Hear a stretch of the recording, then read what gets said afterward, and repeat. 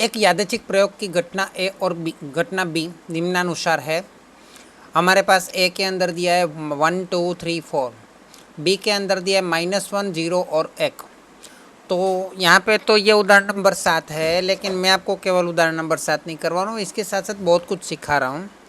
तो पहला हमको बोला गया है कि आपको करना है बी डैश। ये बी डैश को हम पहले तो मुझे ये बताओ कि हिंदी में क्या बोलेंगे। घटना बी ना हो, क्या बोलेंगे? घटना बी ना हो, इसको हम क्या बोलेंगे? बी डैश, बराबर। तो बी डैश क्या मिलेगा? तो पहले तो हमें ये पता होना चाहिए कि भाई ए यू क्या है, यू है ना। तो यू क्या है? तो यू बराबर हमें दे दिया है ए योग बी। तो हम यहाँ पे लिख सकते हैं यू बराबर ए योग बी, मतलब ए और बी में जो कुछ भी हो वो सब लेना पड़ेगा। -1 0 1 2 3 4। लेकिन आपको ऐसा शब्द नहीं दिया हो यू बराबर ए योग बी, है ना, उसकी जगह पे ऐसा लिखा हो कि ए और बी निशेष घटना है। कैसी घटना है? निशेष घटना है। तो भी आपको ए और बी मिल सकता है कि नहीं, मतलब यू मिल सकता है कि नहीं? क्योंकि यू क्या होना चाहिए? ए और बी का यू क्या होना चाहिए? ए और बी का यूनियन होना चाहिए। हाँ, यूनियन मतलब योग होना चाहिए।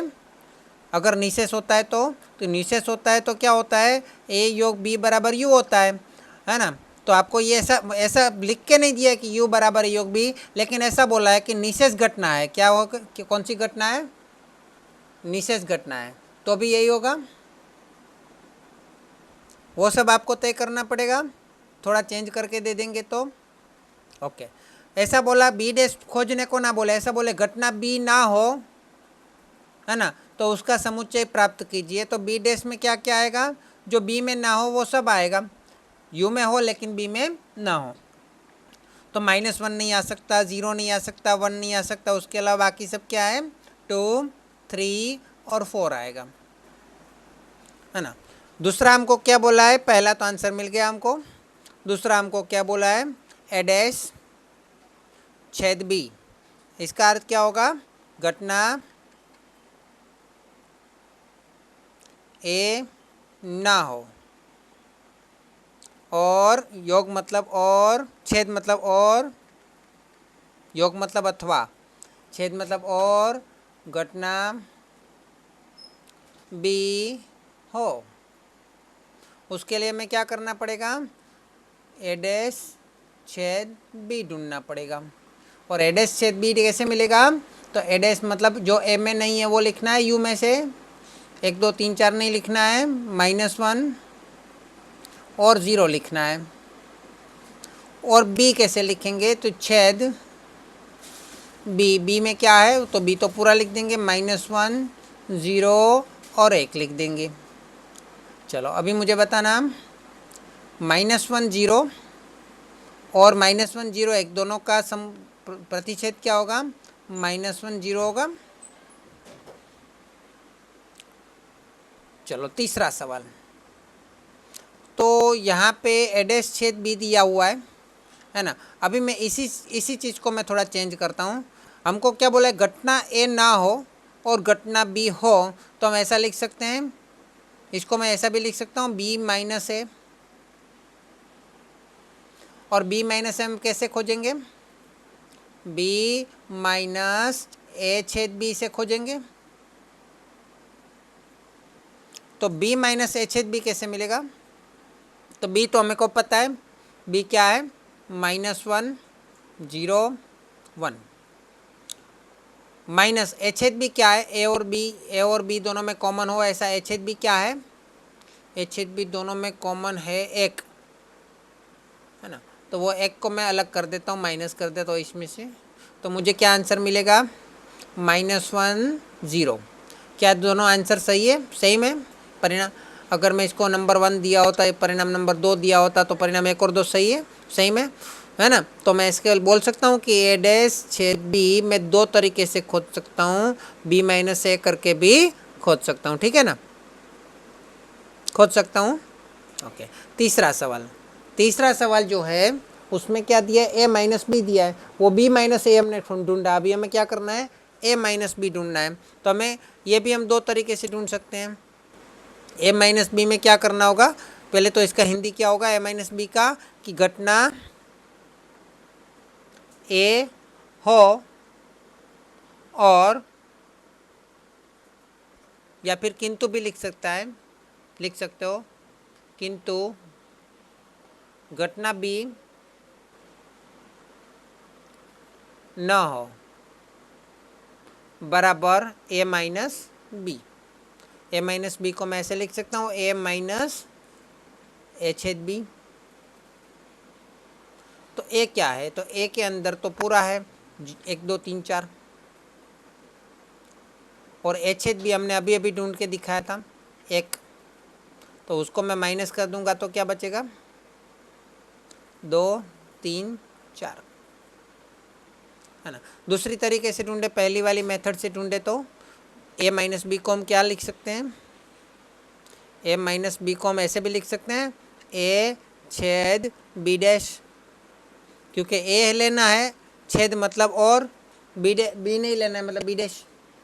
तो ए तो हमारे पास है 1 2 3 4, है ना। छेद मतलब प्रतिच्छेद, बी डैश मतलब हमने ऊपर ढूंढा था 2 3 4, इन दोनों का प्रतिच्छेद क्या होगा, दोनों में कॉमन क्या है 2 3 4। तो देखो यह परिणाम नंबर, अगर मैं इसको 3 दे देता और इसको 4 दे देता तो आंसर सही में देखो, है ना। तो इस प्रकार अलग अलग तरीके से अलग अलग नज़रिए से हमें ऐसे सवाल को देखना होगा। संभावना बहुत बड़ा जासूसी टाइप का क्वेश्चन है, मतलब इसमें से क्वेश्चन होते हैं इधर से घुमाओ उधर से घुमाओ, हर तरीके से उसको घुमा फिरा के चेक कर सकते हो। एक यादृच्छिक प्रयोग की घटनाएं A1 तथा A2 निम्नानुसार परिभाषित हुई है। इस पर से योग घटना A1 योग A2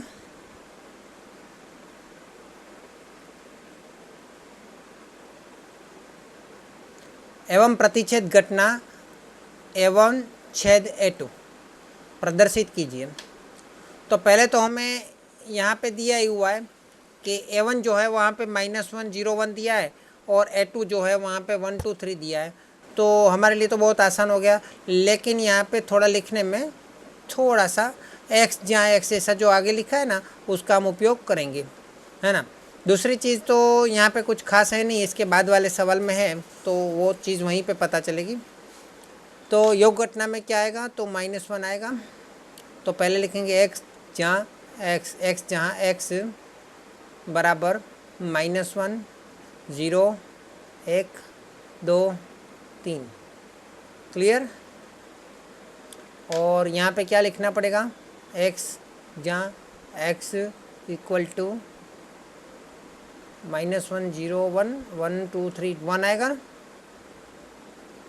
है ना। अभी पीछे कोई कंडीशन भी नहीं दी थी कि n बराबर बिलोंग, मतलब सॉरी ये जो x है आपको समझा देता हूँ।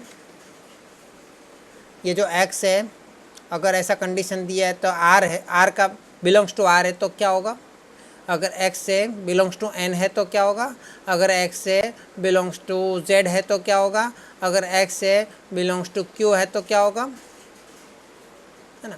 तो x और r की बात करें, q और r की, तो वहाँ पे x जो है r और q का कोई सदस्य है, तो हमें थोड़ा ये सोचना पड़ेगा कि संख्या कोई भी पॉइंट में बहुत सारी छोटी छोटी संख्या भी हो सकती है ना। लेकिन x बिलोंग्स टू n या z हुआ तो हमें क्या देखना पड़ेगा कि ऐसे पूर्णांक संख्या में हम लिख सकते हैं, एक एक संख्या लिख सकते हैं, है ना। तो वो असतत हो जाएगा, क्या हो जाएगा, असतत। लेकिन r और q रहा तो वो सतत रहेगा, क्योंकि 1.0 1.1 1.01 1.001 1.0001 वो सब उसमें आ जाएगा q और r में, है ना। तो वो सतत हो जाएगा, और सतत हो जाएगा तो हमें इस तरह से एक एक सदस्यों को हम ऐसे लिख नहीं पाएंगे तो क्या करना पड़ेगा, हमें उसका स्थान बताना पड़ेगा कि वो यहाँ ये स्थान से लेके ये स्थान तक है, उसके अंत के दो चीज़ बता देनी पड़ेगी, बाकी कुछ हम नहीं बता सकते। तो जैसे हमने लक्ष्य वाले चैप्टर में सीखा था, है ना, कौन सा सीखा था, जब हम मतलब सतत होता है तो संवृत और विवृत, उस चीज़ का हम यहाँ पे उपयोग कर सकते हैं। ठीक है, तो देखिए ये 10वां सवाल 9वें सवाल से कैसे अलग है। एक फैक्ट्री में विभिन्न लंबाई के स्क्रू का उत्पादन किया जाता है। स्क्रू की लंबाई सेंटीमीटर में को एक्स के द्वारा प्रदर्शित किया करते हैं। अब स्क्रू की लंबाई कितनी हो सकती है, 3 सेंटीमीटर हो, 4 सेंटीमीटर हो, ऐसा जरूरी है कि 3.5 सेंटीमीटर नहीं होगी, ऐसा जरूरी है कि 3.001 सेंटीमीटर नहीं होगी, है ना, हो सकता है। चुने गए स्क्रू की लंबाई जानने के प्रयोग में घटनाएं A1 और A2 निम्नानुसार से परिभाषित हुई है। इन घटनाओं पर से योग घटना A1 योग A2 तथा प्रतिच्छेद घटना A1 प्रतिच्छेद A2 प्रदर्शित करने वाले समुच्चय ज्ञात कीजिए। अभी हमें देखना है, एक फैक्ट्री में विभिन्न लंबाई के स्क्रू का उत्पादन किया जाता है, स्क्रू की लंबाई x में। अच्छा, प्रयोग में घटनाएं A1 और A2। अच्छा, पहली घटना यहाँ पे बताई गई है कि A1 बराबर x, जहाँ पे x की कीमत 0 और 1 के बीच में है, जबकि 0 और 1 नहीं है ना, 0 और 1 नहीं है, लेकिन 0 और 1 के बीच में है, तो कौन सी संख्या हो सकती है। इसी तरह यहाँ पे x जो है A2 के अंदर वो एक बट्टे 2 और 2 के बीच में है, जबकि 2 नहीं है, 1/2 है लेकिन 2 नहीं है। वो कैसे पता चला, यहाँ पे नीचे लाइन दिख रही है आपको इसके अंदर, इसलिए आपको पता चल जाएगा कि 1/2 लेना है, लेकिन 2 के आजू बाजू को ऐसी कोई लाइन नहीं है, ये इसके आजू बाजू कोई लाइन नहीं है, इसलिए 2 नहीं लिया जाएगा। तो अभी मुझे बता सकते हो कि 1/2 और 2 के बीच में कौन सी संख्या आ सकती है, और 0 और 1 के बीच में कौन सी संख्या आ सकती है।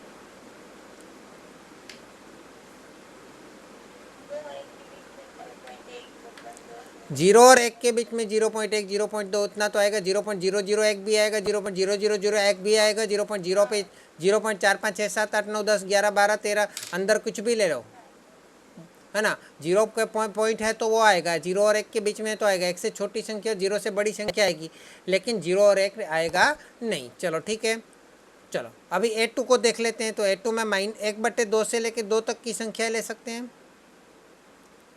तो मुझे बताओ इसका आंसर क्या आ सकता है। मुझे 1/3, ऐसे नहीं बोलते, 1/3 नहीं आएगा, 1/3 जो है ना 1/2 से छोटा होता है ना, तो वो इधर आएगा, इस साइड आएगा। 1/3 दो मतलब 2 के नज़दीक जाते हुए नहीं आएगा, वो गलत है तुम्हारा।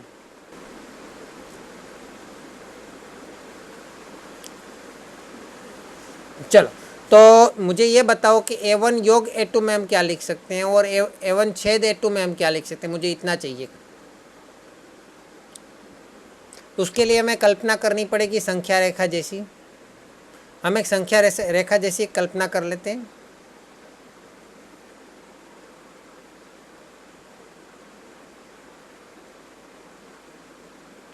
अभी यहाँ पे मैं सबसे छोटा तो 0 ही है, तो मैं 0 रख देता हूँ। उससे बड़ा है 1 और 1 से बड़ा है 2, और 0 और 1 के बीच में यहाँ पे 1/2 अभी आ सकता है। अभी मुझे ये बताओ, इतना बताओ कि मुझे क्या क्या लेना पड़ेगा। अगर मैं A1 योग A2 कर दूं तो क्या क्या आएगा इसके अंदर, A1 योग A2 में क्या क्या आएगा। तो देखो यहाँ पे A1, पहले तो A1 की बात करो तो A1 में क्या क्या आ रहा है, 0 से 1 के बीच वाला भाग आ रहा है। हाँ, A1 में क्या क्या आ रहा है, 0 से 1 के बीच वाला भाग आ रहा है। A2 में कितना भाग आ रहा है, 1/2 से 2 के बीच वाला भाग आ रहा है ना। अभी हम उसका प्रतिच्छेद करना है। क्या करना है? प्रतिच्छेद करना है। तो प्रतिच्छेद में क्या आएगा? ये 0 से 1 वाला भाग और 1/2 से 2 वाला भाग, उतने एरिया में कॉमन कितना है? दोनों में कॉमन कितना भाग है? दोनों में कॉमन इतना बीच वाला भाग है, 1/2 से लेके 1 तक का भाग है ना। तो हमारा A1/A2 क्या आएगा? x, जहाँ पे x की कीमत क्या होनी चाहिए? इस साइड पे 1 तक रुक जाएगा, इस साइड पे 1/2 तक रुक जाएगा, है ना। लेकिन 1 को नहीं लेना है, क्योंकि यहाँ पे प्रतिच्छेद में बोला है कि 1 को नहीं लेना है, तो यहाँ पे हम नहीं लेते हैं। और यहाँ पे 1/2 लेना है, क्योंकि यहाँ पे बोला 1/2 लेना है, तो यहाँ पे हम ले लेते हैं। और ये हमारा आंसर ख़त्म। इसको हम दूसरी तरीके से भी लिख सकते हैं, जैसे संवृत्त विवृत्त में संवृत्त 1/2 और विवृत्त 1, ऐसा लिख सकते हैं, क्योंकि 1 को नहीं लेना है और 1/2 को लेना है। लेकिन अगर A1 योग A2 हुआ तो x जो है उसकी कीमत क्या हो सकती है? तो पहले से लेके आखिर तक, 0 से लेके 2 तक जितना भी होगा सब ले लेंगे, खाली 0 और 2 लेंगे कि नहीं वो बाद में सोचेंगे। 0 से लेके 2 तक योग बोला है तो सब लेना है। लेकिन यहाँ पे बता रहा है कि 0 नहीं लेना है, तो यहाँ पे भी हम नहीं लेते। और यहाँ पे बताया जा रहा है कि 2 भी नहीं लेना है, तो यहाँ पे हम नहीं लेते। तो दोनों विवृत हो जाएगा, है ना, 0 से लेके 2 तक। इस तरह के संवृत्त विवृत इस तरीके से भी हम बता सकते हैं। क्लियर हुआ आपको?